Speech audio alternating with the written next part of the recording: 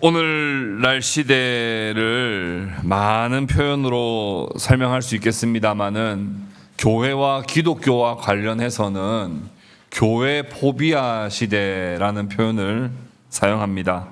이 말이 본격적으로 등장한 것은 코로나 시기였는데요. 당시에 방역 당국과 언론은 확진자 발생의 주요 원인을 교회와 예배 모임으로 지목했고, 교회 관련 확진자가 나오기만 하면 또 교회야? 제발 교회 문 좀 닫읍시다. 교인 근처에는 가지도 맙시다. 와 같은 부정적인 반응들이 빠르게 퍼져나갔습니다. 그 결과 사회 전반에 걸쳐 교회를 향한 두려움, 거부감, 혐오의 정서가 더 깊어졌습니다. 하지만 단지 확진자 발생의 원인이 교회였다는 이유만으로 포비아라는 말이 생겨난 것은 아닙니다.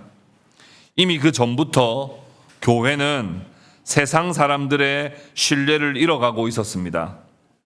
교회 내에서 반복적으로 드러나는 부도덕한 사고들, 사건들, 지도자들의 권위 남용과 위선적인 이중성, 성도들의 세속화는 많은 이들에게 실망과 불신을 안겨주었습니다. 그 결과 교회는 더 이상 믿을 수 없는 존재로, 심지어 기피해야 할 대상으로 여겨지게 되었습니다. 교회는 세상을 향해서 믿지 않으면 지옥 간다라고 하는 불신지옥을 외쳤습니다만, 세상은 교회를 향해 불신교회, 교회를 못 믿겠다. 꼭 교회 가야 될 이유도 모르겠고, 교회 가면 오히려 요즘에는 더 안 좋은 것 같다라고 하는, 교회는 세상을 향해 불신지옥을 외치지만 세상은 교회를 향하여 불신교회를 외치고 있습니다. 이런 부정적인 인식은 성도들에게 자연스럽게 주눅들게 만들었고, 교회에 속해 있다는 것을 굳이 말하지 않는 편이 낫다고 판단하게 되었습니다. 물론 이런 요인에는 이단들도 한몫을 했다고 그렇게 핑계를 대고 싶습니다만, 사실상 우리가 우리 스스로가 누구인지, 우리가 무엇을 추구하는지, 무엇을 해야 하는지에 대한 근본적인 질문 앞에서 방향을 잃어버린 까닭이라고 봅니다. 오늘 우리의 현실은 그러한데, 이번 성경학교 주제를 세계를 품는 어린이라고 하니까 전 너무 부담스러운 거예요. 아니, 세계를 품는 걸 넘어서, 아니 무슨 지금 교회 포비아 시대에 교회 다닌다고만 해도 다들 뒷걸음질 치고, 목사님이라고 해도 아유, 목사도 뭐 별로 믿을 만한 사람도 아니더만 이라고 하는 이 시대 속에 무슨 우리가 세계를 품는단 말인가 라고 하는 그런 깊은 회의감에 빠지기도 했습니다. 아니, 나부터 좀 잘하면 안 될까? 우리 교회라도 좀 잘하면 안 될까? 무슨 세계까지 품어야 되나 하며 하나님께 질문을 드릴 수밖에 없었습니다. 그러나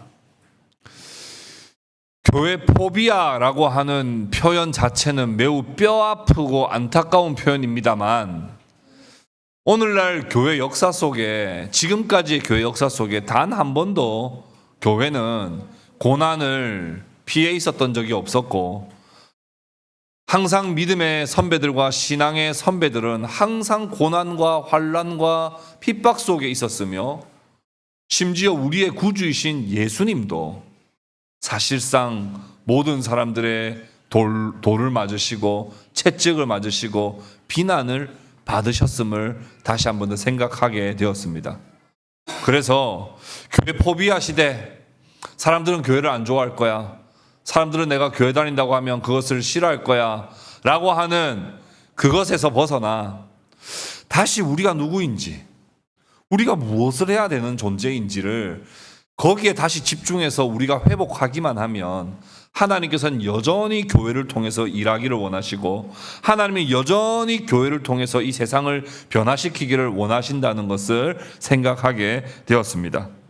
오늘 여름 성교학교 연장선상에서 여름 성교학교 주제는 세계를 품는 어른인데요. 오늘은 세계를 품는 사람들이라는 제목으로 하나님의 말씀을 전하겠습니다. 첫 번째, 예수님과의 관계를 먼저 회복해야 합니다. 마하트마 간디의 말을 제가 몇 번 인용해서 설교 시간에 한 적이 있습니다만 이렇게 마하트마 간디가 말했지요. 나는 당신들의 그리스도는 좋아하지만 당신들의 그리스도인들은 싫습니다. 왜냐하면 그리스도인들이 그리스도를 닮지 않았기 때문입니다. 이 말은 단순한 비판이 아니라 우리의 신앙과 교회의 본질을 돌아보게 하는 그런 지적입니다. 오늘날 기독교가 겪고 있는 가장 심각한 위기는 예수님을 믿는다고 말하면서 정작 예수님을 따르지 않는 데 있습니다. 우리가 진정으로 예수님을 사랑하고 그분의 제자로 살기를 원한다면 우리의 삶과 우리의 말과 우리의 행동, 우리의 태도, 가치관 속에 예수님이 드러나야 됩니다. 그런데 우리의 생각, 우리의 말, 우리의 태도, 우리의 가치관 속에 정말 예수님의 사랑, 예수님의 지혜, 예수님의 그 섬김이 그대로 다 묻어 있습니까? 우리와 예수님의 관계는 어떤 관계인가? 성경은 이렇게 말씀합니다. 바울이 선언하기를 오늘 본문 말씀에 교회는 그의 몸이니 이렇게 말씀합니다. 교회는 그의 몸이라고 말씀을 합니다. 머리와 몸은 때려야 뗄 수 없는 매우 유기적인 관계 속에 있습니다. 머리 따로 몸 따로 될 수 없습니다. 만일 머리와 몸이 끊어지게 되거나 머리와 몸이 반대로 작용하게 된다면 생명력을 공급받지 못하게 되거나 심각한 장애를 일으킨다고 볼 수밖에 없습니다. 머리 따로 몸 따로는 있을 수 없는 것이죠. 머리와 몸은 유기적으로 연결돼야 되는 것이고 머리가 생각하는 대로 몸은 행동해야 되고 머리가 생각하는 대로 입은 말해야 되는 것이며 머리가 생각하는 대로 몸이 그대로 작용될 때 사실은 건강한 유기적인 몸이라고 그렇게 말할 수 있는 것입니다. 따라서 교회는 예수 그리스도와 항상 바르게 연결되어야 합니다. 이것은 바로 예수님과의 관계를 말하는 것인데요. 교회는 항상 예수님의 뜻을 따라야 하고 예수님의 마음을 품어야 하고 예수님의 말씀에 순종해야 하고 예수님의 성품을 닮아가야 하는 것입니다. 우리가 예수님과 때려야 뗄 수 없는 관계라는 것을 우리는 늘 고백하며 살아야 하는 것이지요. 그런데 교회가 예수님과 관계를 잘 맺고 있느냐라고 하는 것을 판가름해 볼 수 있는 지표가 있습니다. 여러분들 예수님과 관계를 잘 맺고 계세요? 예수님과 어떤 관계 속에 있으세요? 그 관계를 잘 맺고 있느냐, 못 맺느냐 하는 가장 중요한 지표는 바로 회개입니다. 내 삶에 회개가 있느냐 없느냐를 돌아보면 내가 예수님과 바른 관계를 맺고 있느냐 없느냐를 정확하게 알 수 있습니다. 내 삶에 회개가 없다면 진정으로 하나님의 말씀 앞에서 돌아섬이 없다면 나 이대로는 안 되는데 나 주님께로 돌아갈래. 나 이대로는 안 되는데 나 정말 주님을 더 사랑하고 싶어 하는 그런 진정한 회개가 우리에게 일어나고 있지 않다면 어쩌면 우리는 바리새인의 그 모습에서 벗어나지 못하는 자들일지도 모릅니다. 바리새인들은 어떻게 생각했습니까? 자기들은 아무 문제 없다고 생각했습니다. 하나님 앞에서 자기는 거룩하다고 생각했습니다. 종교 생활을 잘 했거든요. 열심히 신앙생활을 했거든요. 그러니까 나에게는 회개할 게 없다고 생각했던 사람들이 바리새인들이에요. 그러나 죄인들, 연약한 자들, 외로운 자들, 많이 실수하는 자들, 부족한 자들은 언제나 주님 앞에 내가 주님께로 돌아가기를 원합니다. 내가 주님께로 더 가까이 가기를 원합니다. 주님 더 사랑하기를 원합니다. 라고 하는 회개의 눈물이 있더라는 거예요. 오늘날 교회의 가장 큰 문제 중에 하나는 교회 강단에서 회개하라는 메시지가 점점 사라지고 있다는 거예요. 죄에 대해서 목사님이 설교하지 않습니다. 왜일까요? 성도들이 그런 설교를 불편해하기 때문입니다.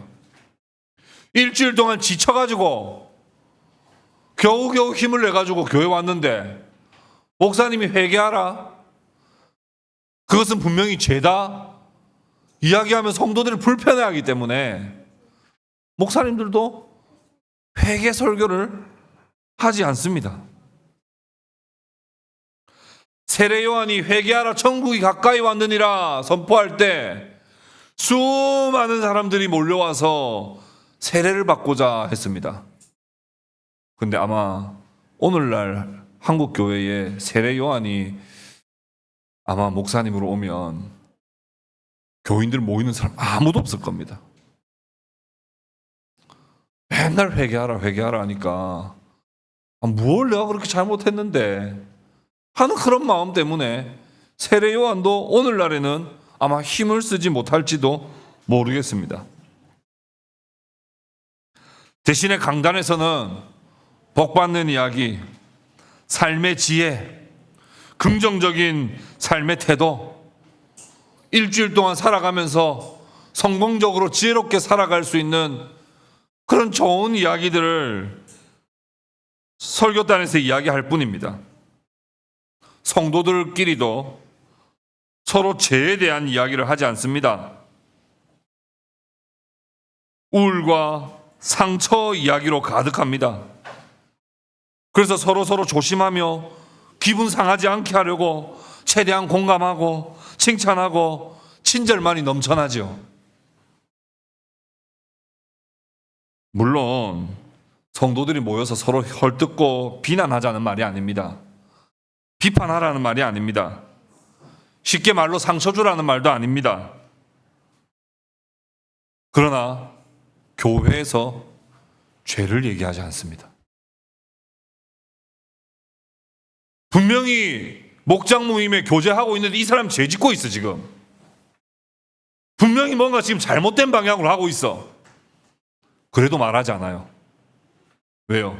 기분 상하게 하면 안 되니까. 안 그래도 힘들다는데, 안 그래도 상처받고 우울하다는데 예쁜 말로 그래도 괜찮다고, 그래도 괜찮다고. 물론 공감해줘야죠. 물론 격려와 위로가 필요하지요. 그러나 우리가 한번 진정으로 우리를 돌아봐야 되는 중요한 지점은 정말 우리가 잘못하고 있는 것을 진심으로 회개하는 회개의 운동, 회개의 바람이 교회 안에 더 이상 불고 있지 않다는 거예요.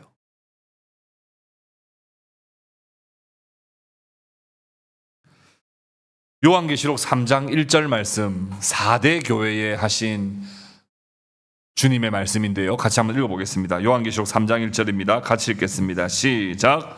내가 내 행위를 아노니 내가 살았다 하는 이름을 가졌으나 죽은 자로다.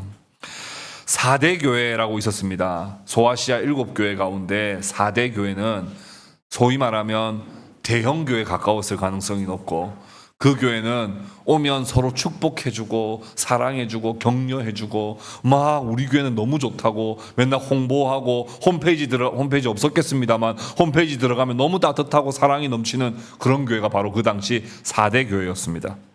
그런데 주님께서 이렇게 말씀하시는 거예요. 너희는 스스로 살아있다, 문제없다, 분위기 좋다, 교회 잘 된다 그렇게 할지 모르는데 내가 볼 때는 너희 교회는 죽은 교회라는 거예요. 가짜 생명만 넘쳐나는 거예요. 가짜 기쁨만 넘쳐나는 거예요. 진짜 생명이 어디서부터 오는지를 망각해버렸습니다. 진짜 생명, 진짜 평안, 참 기쁨은 예수 그리스도로부터 오는 것이거든요. 우리가 따뜻한 말로 예쁜 말로 잘하고 있네 한다고 해서 그땐 잠시 위로되지요. 그땐 잠시 뭔가 그래도 내가 존중받는 느낌 때문에 그래도 이 교회 오면 편하고 행복하고 좋습니다. 그렇지만 궁극적으로 우리에게 생명을 공급해주는 참 생명은 우리가 우리의 죄를 하나님 앞에 진심으로 회개하고 우리를 위하여 십자가에 죽어주신 예수 그리스도로 충만할 때 교회는 참 생명력이 넘쳐나는 것이거든요. 목사님도 예쁜 말로 성도들 설교하고 성도들도 서로 예쁜 말로 하고 그래서 교회 오면 뭔가 싫은 말도 안 듣고 좋은 말 예쁜 말 다 듣고 가니까 내가 살아있는 것 같다고 느낄 수 있을지 모르겠지만 우리가 진짜 살려면 수술대 위에 올라가서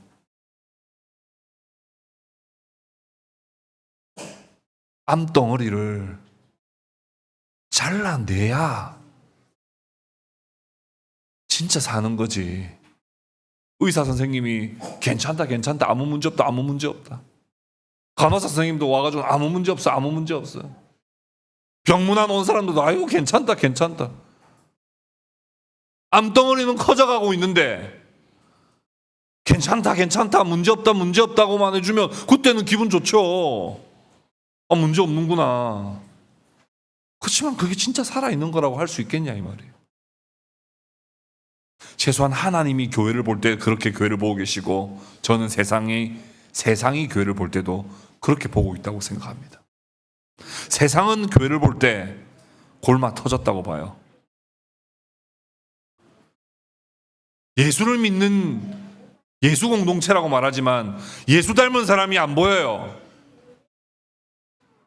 예수를 믿는다고 하지만 저 사람처럼 저게 예수 믿는 거면 나는 차라리 안 믿는 게 낫겠다고 판단하도록 교회는 지금 골망하고 있는데 예수 없는 교회를 만들어 가고 있는데 회개 없는 교회를 만들어 가고 있는데 교회는 서로 축복송 부르면서 괜찮다고만 하고 있는 거예요. 여러분 어떤 교회가 진짜 좋은 교회입니까? 어떤 교회가 진짜 살아있는 교회입니까? 어떤 교회가 진짜 생명이 있는 교회입니까? 큰 조직 수많은 등록 교인이 모이는 교회가 살아있는 교회입니까? 최신 시설과 다양한 프로그램을 갖춘 교회가 살아있는 교회입니까? 화려한 조명과 웅장한 음향을 갖춘 예배당, 유명한 목회자와 연예인들이 출석하는 교회가 살아있는 교회입니까? 만약 그런 조건이 정말 살아있는 교회라고 교회가 외치고 다닌다면 저라도 교회를 떠나겠습니다. 세상과 다를 게 하나도 없기 때문에 그래요.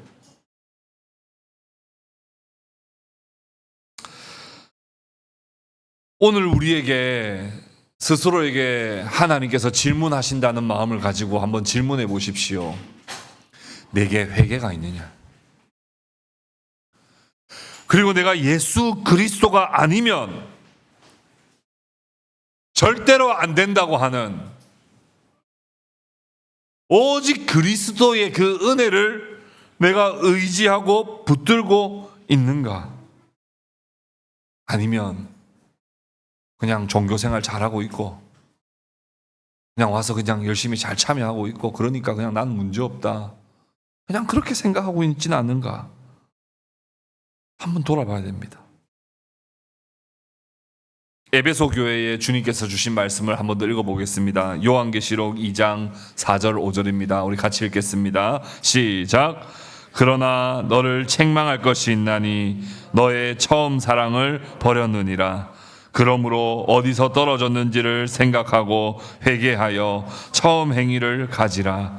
만일 그리하지 아니하고 회개하지 아니하면 내가 내게 가서 내 촛대를 그 자리에서 옮기리라. 진정한 회개와 구속하신 그리스도의 사랑을 온전히 회복하시는 저와 여러분 될 수 있기를 주님의 이름으로 축복합니다. 두 번째는 지체들과의 관계를 회복하라. 지체들과의 관계를 회복하라. 가장 근원적인 관계인 예수님과의 관계가 회복되면 반드시 이어지는 열매가 있습니다. 그것은 바로 지체들과의 관계 회복입니다. 오늘 본문 말씀에 교회는 그의 몸이니라고 할 때, 교회는 그의 몸이라고 하는 그 몸은 하나의 몸통을 말하는 것이 아니라 모든 몸에 붙어 있는 각 지체, 각 부분이 한 몸을 이루는 몸을 지칭하는 것입니다. 따라서 몸이 머리와 바르게 유기적으로 연결되어 있다면 그 연결 속에 각 몸의 지체들도 유기적인 관계 속에서 잘 이루어지게 됩니다. 밥을 먹겠다고 머리가 생각했습니다. 입을 벌렸어요. 근데 손가락이 반찬을 잡아가지고 땅으로 계속 던지면 문제가 있습니다. 문제가 있습니다. 집어서 입으로 가져와야 입이 벌리고 턱이 운동을 해서 음식물을 씹죠. 근데 이게 따로 놀면 이건 정말 유기적인 관계 속에 건강한 몸이라고 말할 수 없는 것입니다. 예수님께서 말씀하시기를 예수 공동체의 가장 중요한 특징이 무엇이라고 말씀했습니까? 요한복음 13장 34절 35절에 이렇게 말씀했습니다. 같이 읽어봅시다. 시작. 새 계명을 너희에게 주노니 서로 사랑하라. 내가 너희를 사랑한 것 같이 너희도 서로 사랑하라. 너희가 서로 사랑하면 이로써 모든 사람이 너희가 내 제자인 줄 알리라. 너희가 서로 사랑하라. 내가 너희를 사랑한 것 같이 그대로 너희도 서로 사랑할 때 너희가 비로소 내 제자가 된다. 이렇게 말씀을 해 주신 것입니다. 주님께 받은 사랑을 바로 형제들과 지체들과 또 자매들과 같이 함께 나누는 거예요.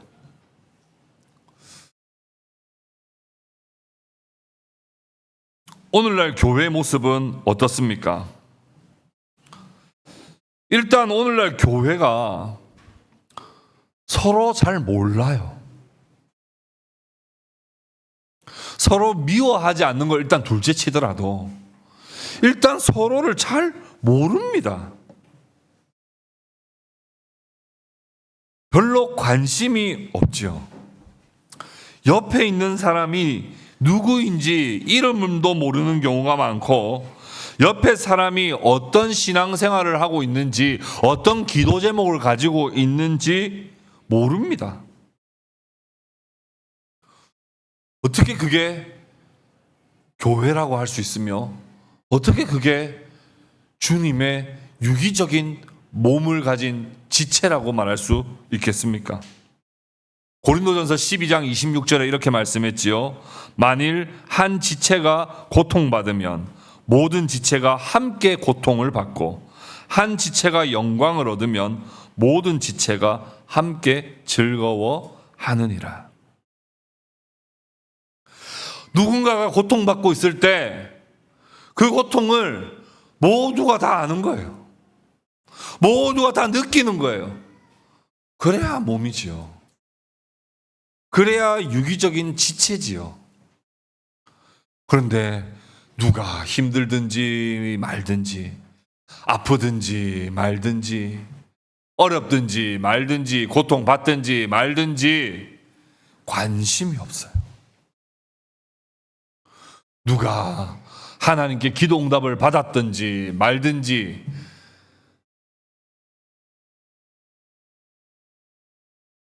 위기를 잘 극복했든지 못했든지 관심이 없다는 거예요.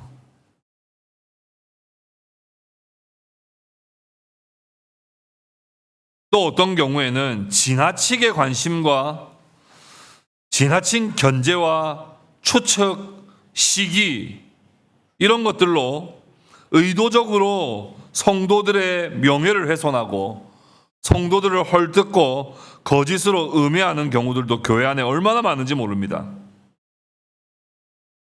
교회가 가장 중요하게 지켜야 할 가장 하나의 원칙은 뭐예요? 하나됨이거든요. 그게 무너지면 안 되는 거예요.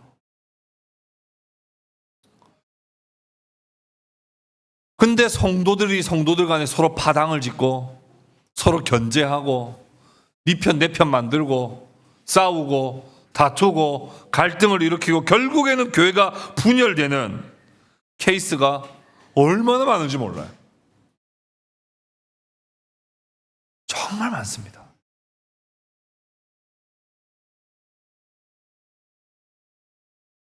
요한일서 4장 20절 말씀 같이 한번 읽어볼까요? 같이 읽겠습니다. 시작. 누구든지 하나님을 사랑하노라 하고 그 형제를 미워하면 이는 거짓말하는 자니. 하나님 사랑과 이웃 사랑이 분리될 수 없다니까요. 하나님을 사랑하는 사람은 필히 옆에 있는 지체들을 사랑하게 되어 있어요.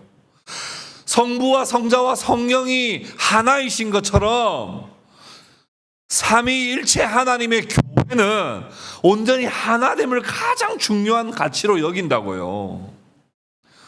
여기서는 남녀노소, 빈부, 귀천, 지역, 피부 색깔 이런 것들로 어떤 이유에서도 나눌 수가 없다고요.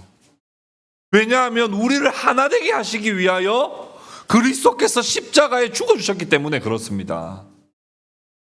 그리스도께서 십자가에 죽으신 것은 교회를 사시기 위해요.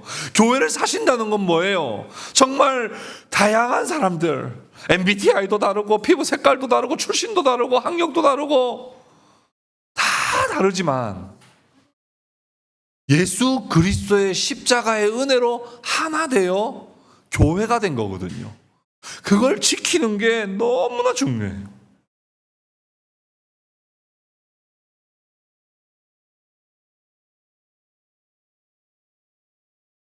교회 공동체는 우리를 자라나게 하는데 가장 중요한 역할을 합니다.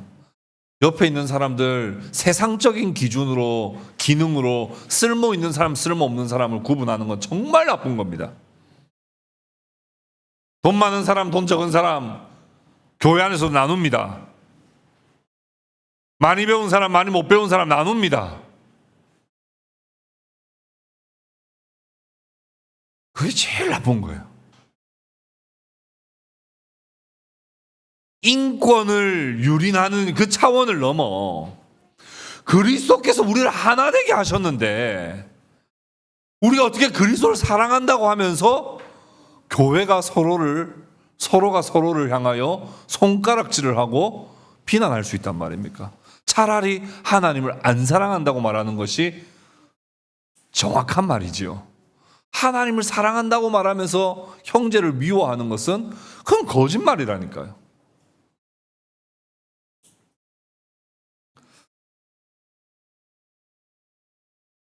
오늘날 세상 사람들이 교회를 볼 때, 그리고 하나님이 교회를 보실 때 서로 사랑한다고 느끼실까요? 정말 서로 사랑한다고 느끼실까요? 세상 사람들이 볼 때도 교회는 자기들끼리 정말 사랑하는 사람들이야 그렇게 생각할까요? 아니죠. 교회들을 보면 한국에 교회가 많잖아요. 근데 그 교회들이 서로 연합한다고 느낄까요? 서로 경쟁한다고 느낄까요? 경쟁한다고 느낀다니까요. 그런데 저 사람들이 사랑을 얘기하고 교회 오라고 할 때 전도가 안 되는 건 당연한 거예요.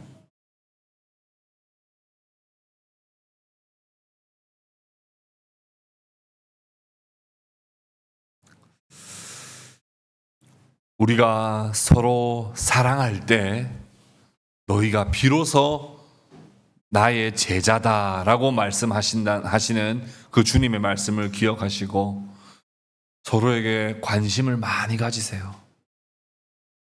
그리고 서로를 위해서 기도를 많이 해주세요. 기도해 주는 것보다 더 좋은 건 없어요.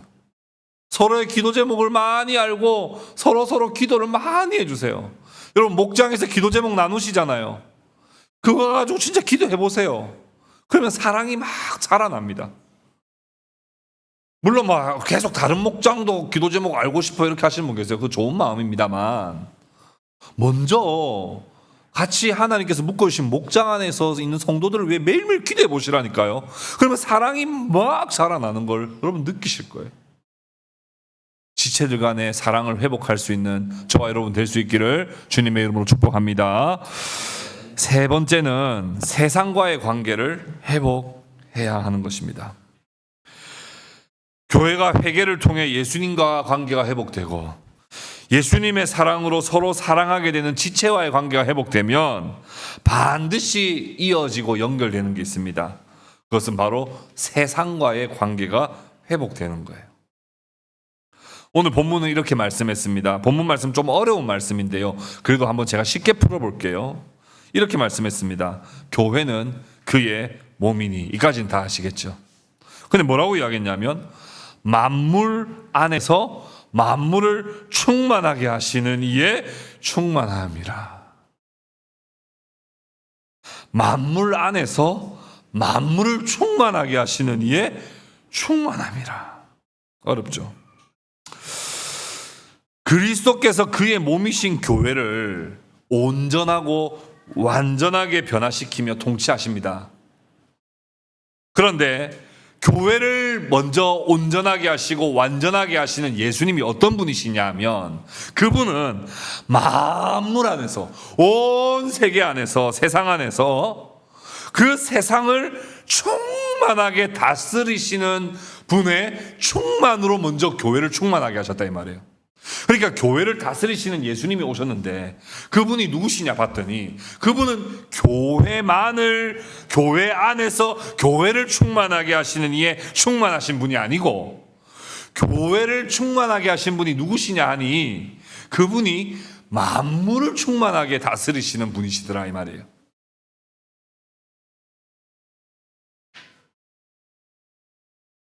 무슨 말인지 이해되세요? 자, 예를 들면 이런 거예요. 갑자기 태어났는데 우리 아버지가 대통령이야. 그럼 우리 아버지는 우리 아버지기만 하면 되죠. 그런데 알고 봤더니 우리 아버지가 계속 국가를 위해서 일하고 국가를 계속 다스리고 국가를 계속 정치하시네. 그러니까 이 아이가 생각해 봤더니 아니 우리 아버지는 그냥 아빠 그러고 그래 밥 먹었니 공부했니 그래 같이 자자 하고 이렇게 하는 아빠인데 우리 아빠가 그냥 우리 아빠만이 아니야 보니까 우리 아빠가 우리나라를 다스리네.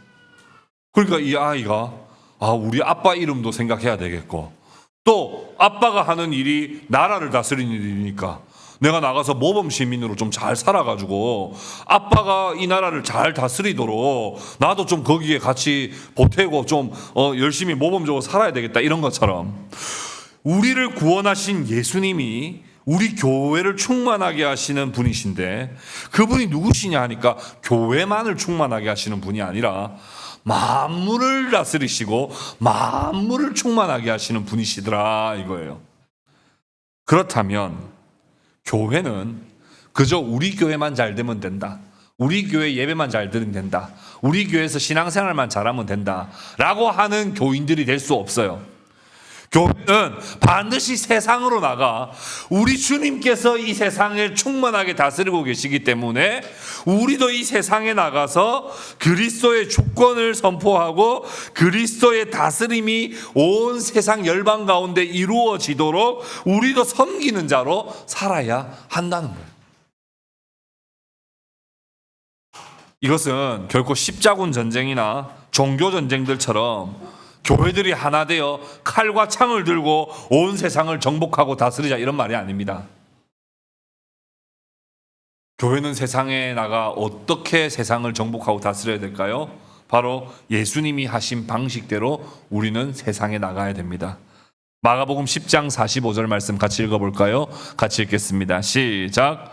인자가 온 것은 섬김을 받으려 함이 아니라 도리어 섬기려 하고 자기 목숨을 많은 사람의 대속물로 주려 함이라. 인자가 온 것은 섬김을 받으려 하는 것이 아니라 도리어 섬기려고 오셨다는 거예요. 예수님은 이 땅 가운데 하나님 나라를 건설하실 때, 이 땅을 충만하게 다스리실 때 칼과 창과 권세로 다스리지 않으시고 섬김으로, 사랑으로 이 세상을 변화시키고 다스리시더라는 거예요. 근데 우리는 칼 들고 나가면 되겠어요? 안 되겠어요? 안 된다는 거예요. 그래서 교회가요, 세상에 너무 칼 들고 나가면 안 됩니다. 교회는 어떻게 해서든지 섬김의 자세가 필요해요.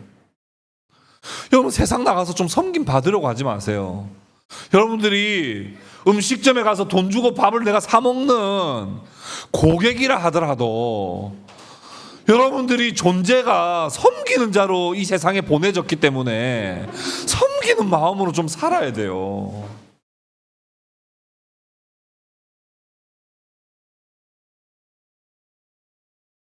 아무리 돈 많아도 여러분들이 아무리 가서 여러분들이 물건을 사는 사람이고 돈 내고 내가 비용을 내고 내가 뭘 받는 사람이라 할지라도 내가 서비스를 받기 위해 있는 존재라고 생각하지 마시고 궁극적으로 내가 섬기기 위해서 온 사람이라고 생각하고 좀 살아야 돼요. 그게 세상과의 우리 관계가 회복되는 거예요. 세상 사람들은 안 그렇죠. 내가 돈 냈으니까 돈 낸 만큼 내가 서비스 받아야 된다는 그 보상 심리가 있죠. 받아야 된다는 마음이 있죠. 그렇지만 우리 구주께서는 이 세상에 자신의 전부를 내어주실 만큼 사랑하셨고 우리도 그분을 따른다고 하는 교회잖아요. 주님은 철저히 낮아지셨잖아요. 종이 되어 섬기셨잖아요. 근데 오늘날 교회가 세상에 비치는 느낌은 어떤 느낌일까요? 하나도 손해 안 보려고 하는 느낌이에요. 뭐만 하면 또 사람 동원해가지고 똑같이 세상 사람들하고 싸우려고 하는. 좀 져주면 어떻습니까?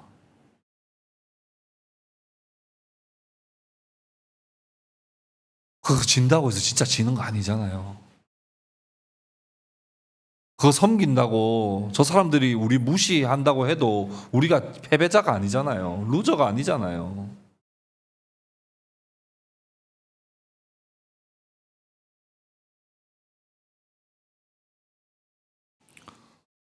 우리 명한 집사님하고 예전에 여행을 한번 갔는데 우리 명한 집사님이 그 물건 파는 사람들이 눈탱이라는 표현 써서 죄송합니다. 더 좋은 표현이 기억이 안 나네. 근데 안 깎아요. 안 깎아. 누가 봐도 눈탱인데 잘 안 깎아. 아예 안 깎는 건 아닌데 치명적으로는 안 깎아. 그냥 왜? 뭐 이거 나한테 그렇게 큰 돈도 아니고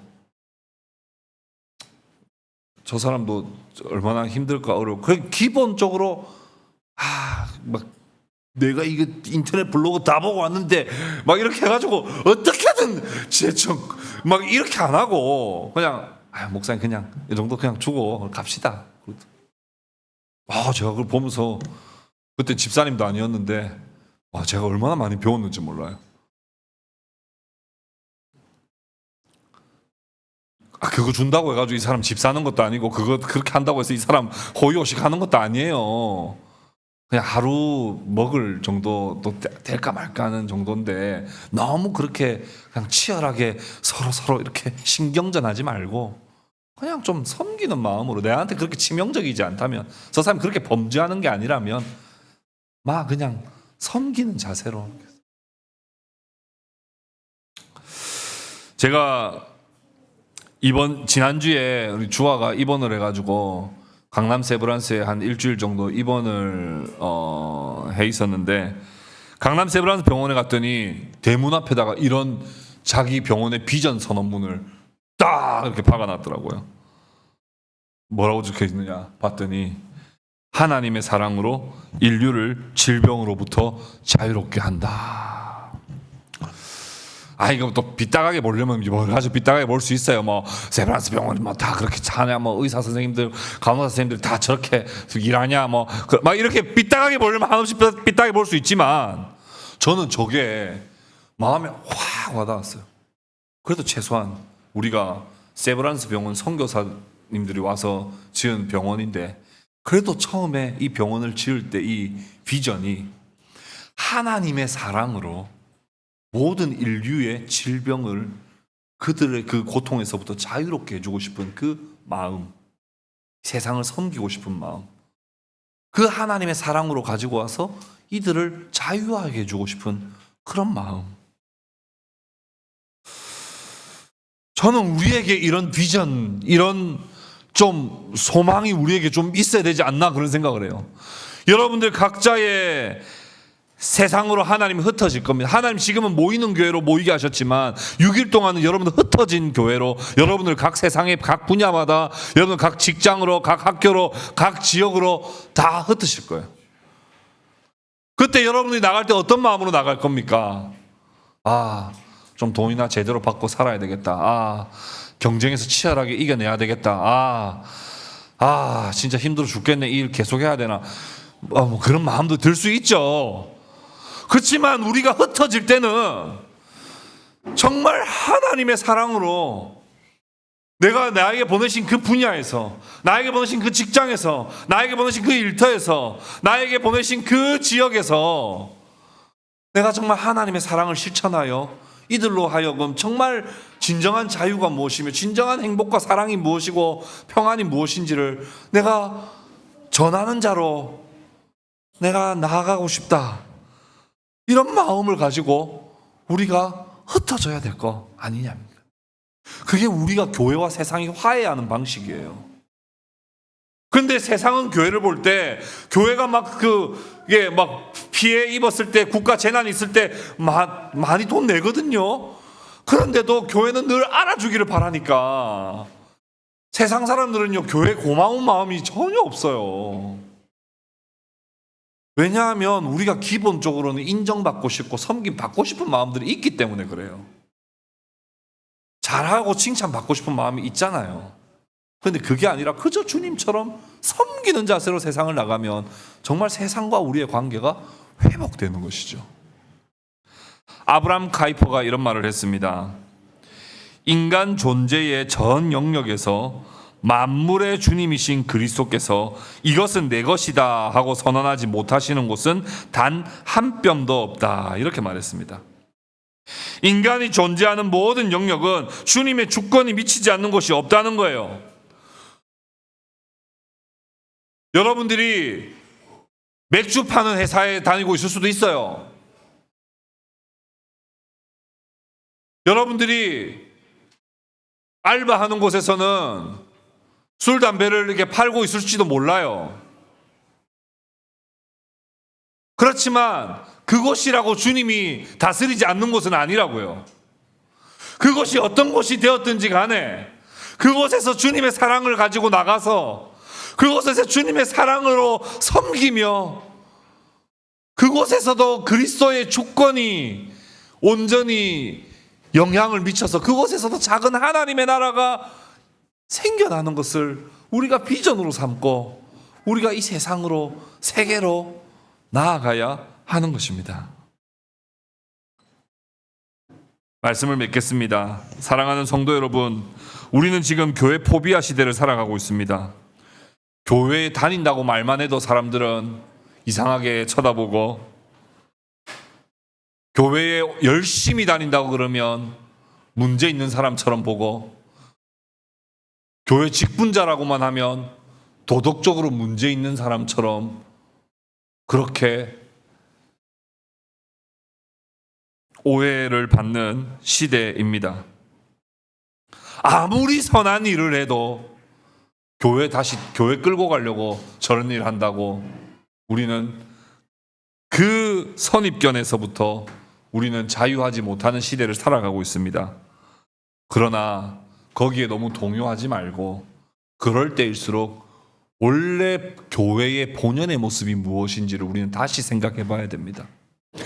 교회가 다시 새롭게 회복해야 될 주님과의 관계, 지체와의 관계, 세상과의 관계. 내게 정말 회개가 있는지, 내게 사랑이 있는지, 내게 섬김이 있는지 우리 자신을 돌아볼 때, 자신을 돌아보고 회개하고 겸비하는 하나님의 교회를 통해서 하나님께서는 여전히 일하고 계시고 하나님께서 구원할 자들을 불러 모으시고 구원하시는 줄을 믿습니다. 동행교회가 교회다움을 조금씩 갖춰가고 있는 것을 저는 봅니다. 동행교회가 그래도 교회답다라고 하는 모습을 볼 때마다 큰 행복을 느낍니다. 우리 교회가 정말 하나님이 기뻐하시는 교회, 살아있는 교회, 참 교회로 계속해서 거듭나는 은혜가 있기를 성부와 성자와 성령 하나님의 이름으로 축복합니다.